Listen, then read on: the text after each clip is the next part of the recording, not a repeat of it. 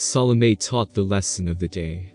She said, all times are not alike.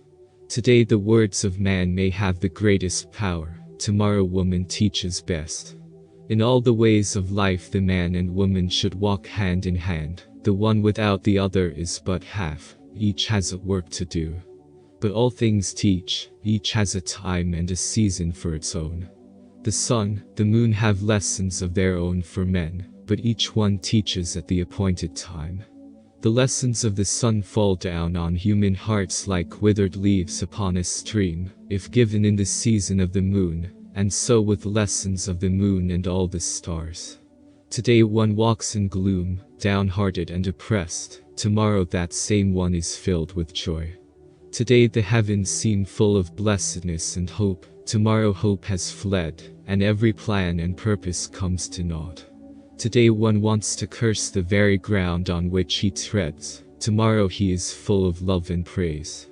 Today one hates and scorns and envies and is jealous of the child he loves, tomorrow he has risen above his carnal self, and breathes forth gladness and goodwill. 1,000 times men wonder why these heights and depths, these light hearts and these sad, are found in every life. They do not know that there are teachers everywhere, each busy with a God-appointed task, and driving home to human hearts the truth.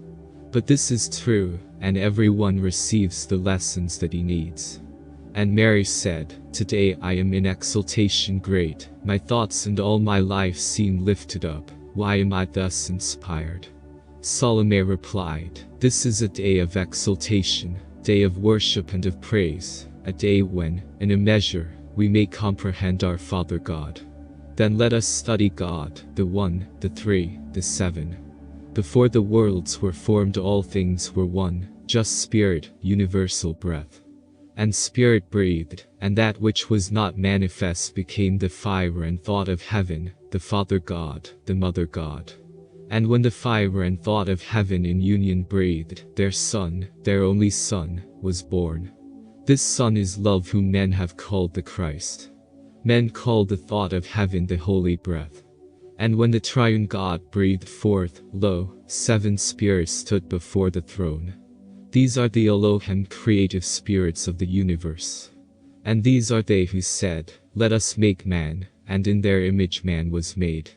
In early ages of the world the dwellers in the farther east said, Tao is the name of universal breath, and in the ancient books we read, no manifesting form has Tao great, and yet he made and keeps the heavens and earth. No passion has our Tao great, and yet he causes sun and moon and all the stars to rise and set. No name has Tao great, and yet he makes all things to grow, he brings in season both the seed time and the harvest time. And Tao great was one, the one became the two became the three evolved the 7, which filled the universe with manifests. And Tao great gives unto all, the evil and the good, the rain, the dew, the sunshine and the flowers, from his rich stores, he feeds them all. And in the same old book we read of man.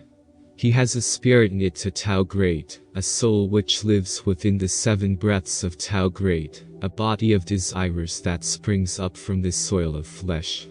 Now spirit loves the pure, the good, the true, the body of desires extols the selfish self, the soul becomes the battleground between the two.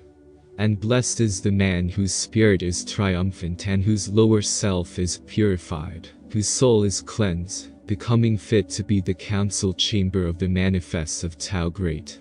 Thus closed the lesson of Salome.